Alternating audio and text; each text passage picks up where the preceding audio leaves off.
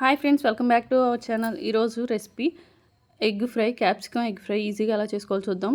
దానిలో ఆయిల్ వేసుకుని పోపు పెట్టుకుని ఆనియన్ బాగా ఫ్రై చేసుకోవాలి. తర్వాత కట్ చేసిన క్యాప్సికమ్ ముక్కల్ని వేసుకోవాలి. తర్వాత దానిలో కొద్దిగా పసుపు, అలాగే రుచికి సరిపడినంత సాల్ట్ వేసుకోవాలి.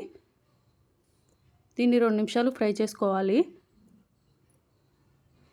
బాగా ఫ్రై చేసుకున్న తర్వాత దీనిలో 1 టీ స్పూన్ కారం వేసుకోవాలి. మళ్ళీ 2 నిమిషాలు ఫ్రై చేసుకోవాలి.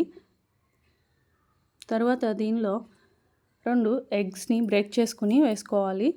అలాగే ఈ ఎగ్ పచ్చివాసన పోయేంత వరకు ఫ్రై చేసుకోవాలి.